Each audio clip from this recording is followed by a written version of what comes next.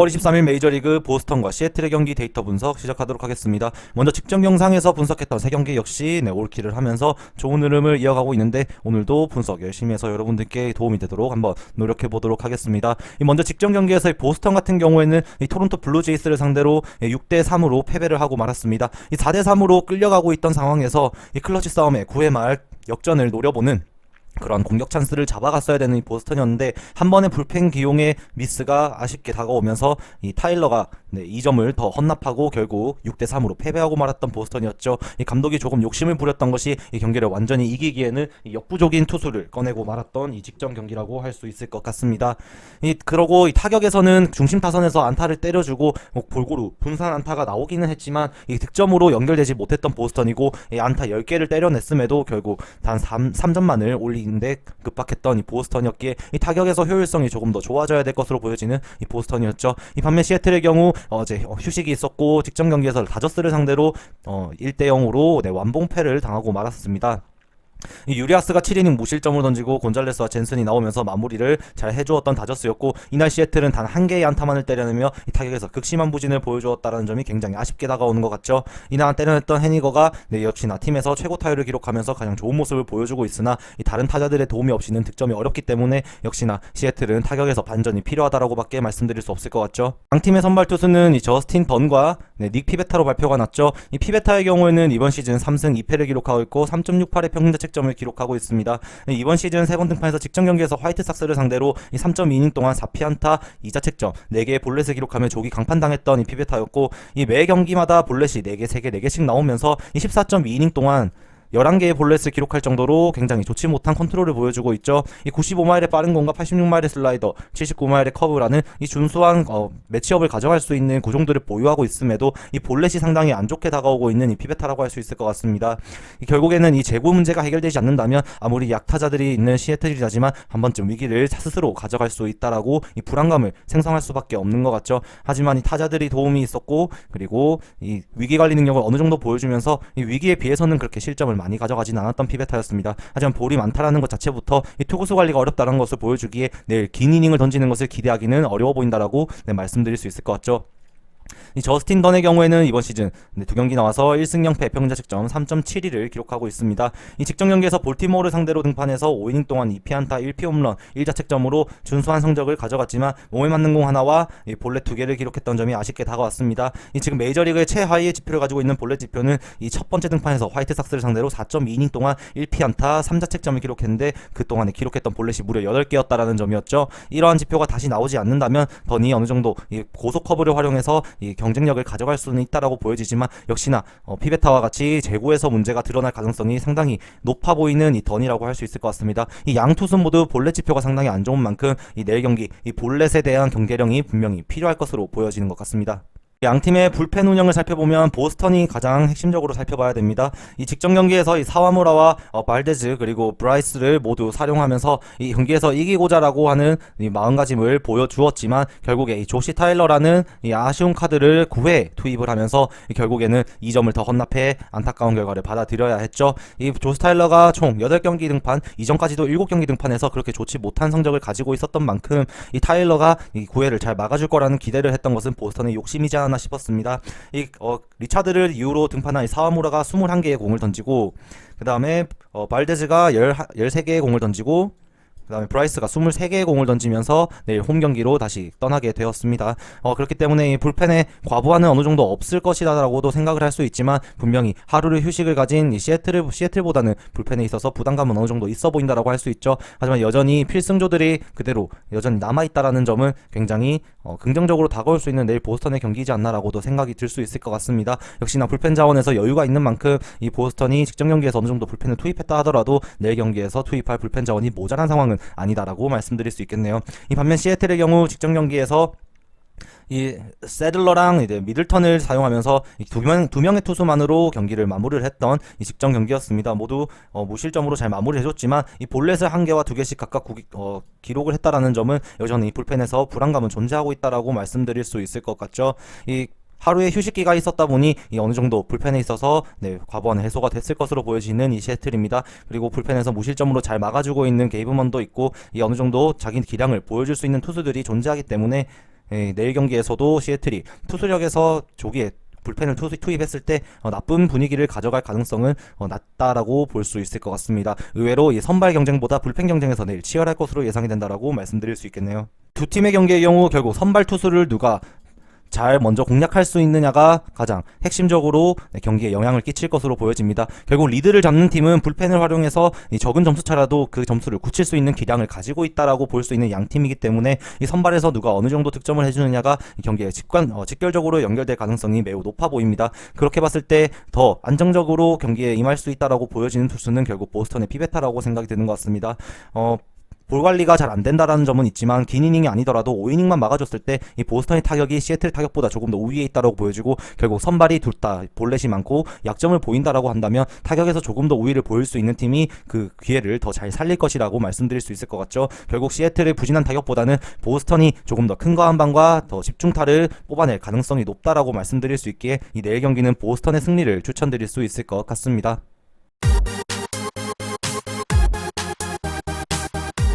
4월 23일 클리블랜드와 뉴욕 양키스의 경기 데이터 분석 시작하겠습니다. 이 먼저 직전 경기에서 클리블랜드는 이 우천으로 인한 서스펜디드가 되며 하루의 휴식기를 지냈고 그 전에 화이트삭스와의 경기에서는 이 8대5로 아쉽게 패배를 하고 말았죠. 이 9회에 2점을 추격하는 저력을 보여주기는 했지만 결국에는 아쉬운 모습으로 경기를 마감해야 했습니다. 이날 경기에서 플레스닥이 7피안타 6자책점으로 미리 빠르게 이 경기에서 무너지고 말았고 결국에 클리블랜드는 필승조를 투입할 수 있는 능력이 조금 없었다라고 말씀드릴 수 있죠. 그렇기에 이 불펜을 아쉽게 투입했고 추가 실점이 이뤄지면서 이 경기를 쫓아가기에는 많이 벌어진 상황이 되었었습니다. 결국 타격들이 조금 더 힘을 내주며 경기 7회, 9회에 각각 1점과 2점씩 3점을 추가해주긴 했지만 이미 불펜 운영을 아쉽게 가져갔던 클리블랜드는 점수차가 벌어진 상황이었고 결국에는 패배를 하고 말았던 이 직전 경기라고 할 수 있죠. 이 클리블랜드 입장에서는 이 레이에스가 타격감을 끌어올리고 있다는 점이 굉장히 긍정적으로 다가올 수 있을 것 같으나 여전히 이 아쉬운 상위 타선에서의 활약이 이 득점에서 조금 빈곤한 모습을 보이고 있다라고 말씀드릴 수 있을 것 같습니다. 이 하위 타선에서도 잘 해결이 되지 않고 있다 보니 결국 이 중심 타선 클린업 트리오 그 이후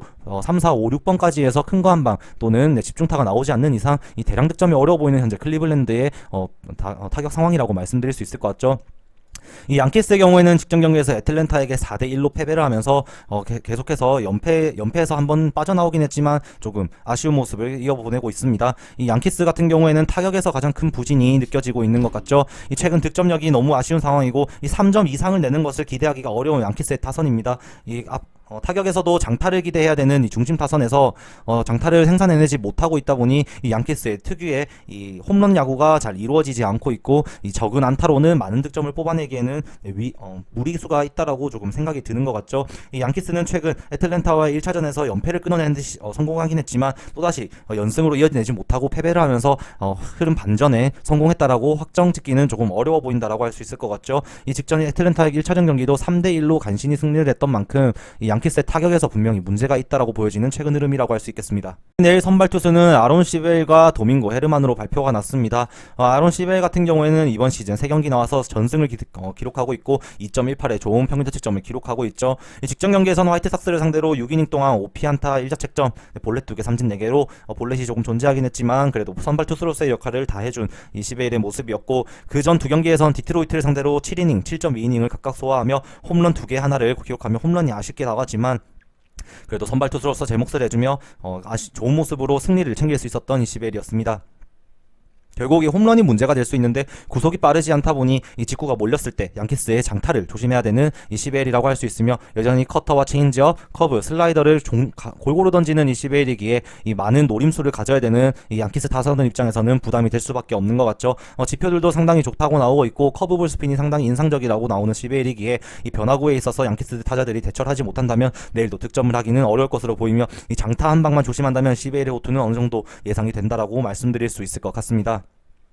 반면 이 상대인 도밍고 헤르만의 경우 이번 시즌 2경기 등판에서 2패를 모두 기록하면서 아쉬운 모습을 이어보내고 있죠. 이 평균자책점은 9.00까지 치솟았으며 이 경기마다 5이닝을 채우지 못하고 첫 번째 등판에선 3이닝, 두 번째 등판 템파베이를 상대로는 4이닝을 던지며 아쉽게 내려가고 말았던 이 헤르만이었습니다. 이 매 경기 홈런 2개씩을 허용하고 있고 이 피안타율도 지금 3할 오픈 3리까지 치솟아 있는 상황이기 때문에 이 헤르만을 상대로 클리블랜드가 어느 정도까지 타격을 해줄 수 있을지는 의문이 들긴 하지만 분명히 리스크가 있는 등판이 될 것이다라고 말씀드릴 수 있을 것 것 같죠. 이 볼넷에 있어서는 어느 정도 컨트롤이 된다고 보여지는 입장이지만 이 순수하게 피장타율과 이 피안타율이 너무 안 좋은 헤르만입니다. 이 구속에 있어서 94마일이라는 공은 메이저리그 평균 구속을 상회하는 구속이기 때문에 어느 정도 경쟁력이 있다라고 보여짐에도 이 헤르만의 공은 분명히 타자들에게 공략당하고 있다라고 말씀드릴 수 있을 것 같죠.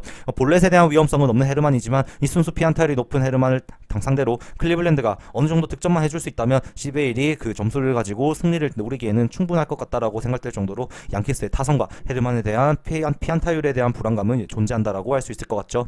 불펜 상황을 본다면 이 클리블랜드의 경우에는 경기를 하루를 휴식기를 가져갔기 때문에 아무래도 불펜에서 강점을 보일 수 있는 내일 경기라고 할 수 있을 것 같습니다. 팀의 필승 카드인 시베일이 나왔기 때문에 필승조들을 과감히 투입할 수 있게 되는 명분은 분명히 존재하는 이 클리블랜드라고 할 수 있겠죠. 따라서 이 내일 경기에서 1점의 리드라도 잡고 있다면 이 필승조들은 무조건 나오게 될 것이고 결국 1차전은 클리블랜드가 가져갈 가능성이 매우 높아진다라고 말씀드릴 수 있습니다. 따라서 이 헤르만을 어떻게 무너뜨리고 시베일에게 리드를 안겨주냐가 클리블랜드의 핵심 경기 전략이 될 것이다라고 말씀드릴 수 있겠습니다. 이 반면 양키스의 경우에는 불펜진이 메이저리그 최상위권에 있을 정도로 굉장히 좋은 지표를 가지고 있는 이 불펜진입니다. 하지만 직전 경기에서 이 넬슨과 그 다음에 세사 그리고 크리스케가 차례로 등판을 했었습니다.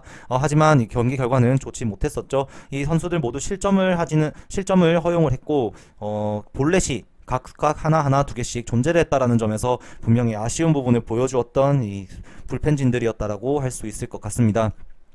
이 볼넷이 존재한다면 스스로 위기를 자처하게 되고 낮은 피안타율을 기록하고 있다고 하더라도 그 낮은 피안타율에 얻어 걸렸을 때 실점의 빌미가 된다는 점에서 볼넷은 상당히 좋지 못하죠. 이 제고에 있어서 조금 아쉬운 모습을 보였던 양키스의 불펜이지만 여전히 이 강한 불펜진을 보유하고 있다는 점에서 내일 만약에 헤르만이 좋은 투구를 해준다고 한다면 불펜진이 점수를 지킬 수 있는 능력은 분명히 충분히 가지고 있다라고 말씀드릴 수 있겠지만 내일 타격에서 그리고 선발에서는 분명히 아쉬운 모습이 있는 양키스라고 할 수 있겠습니다. 경기를 정리를 하자면 이 내일 경기만큼은 클리블랜드가 선발에서 우위를 가지고 있지만 이 양키스는 도밍고 헤르만이 등판했을 때 이 대량 실점으로 이어졌을 때는 분명히 확실히 투수 교체를 가져갔던 이 경기를 많이 보였습니다. 이 첫 번째 경기에서 3이닝, 두 번째 경기에서 4이닝을 책임졌고 각각 3실점, 4실점을 기록했었죠. 이 홈런을 허용했을 때 바로 교체해주는 모습을 보였던 만큼 양키스가 내일 경기에서도 실점을 했을 때 이게 안 되겠다 싶으면은 분명히 조기 강판을 시키고 롱릴리프를 투입시킬 가능성이 매우 높아 보이는 것 같습니다. 이 롱릴리프로 활용하고 있는 선수로는 이 조나단 로이시가가 분명히 존재하고 있죠. 7경기 나와서 11이닝이니까 분명히 롱릴리프로서의 역할을 굉장히 잘해주고 있는 이 로이시가라고 할 수 있을 것 같습니다. 따라서 이 내일 경기에서 그렇게 경기 운영이 된다고 한다면 클리블랜드가 적은 득점으로 선발의 우위를 가져가서 이 필승조를 투입해 경기를 지키려고 할 것이고 양키스는 조기 강판을 통해 더 이상 경기를 벌어뜨리지 않고 큰 거 한 방으로 경기를 역전시킬 노력을 보일 것으로 예상될 수 있는 것 같습니다. 따라서 양키스도 필승조는 분명히 불펜에서 경쟁력을 가지고 있고 클리블랜드는 선발과 불펜에서 우위가 있다라고 한다면 이 내일 경기에서는 분명히 득점이 많이 나지 않을 것 같다라고 예상할 수 있을 것 같죠. 따라서 내일 경기만큼은 이 저득점으로의 접근을 추천드리겠습니다.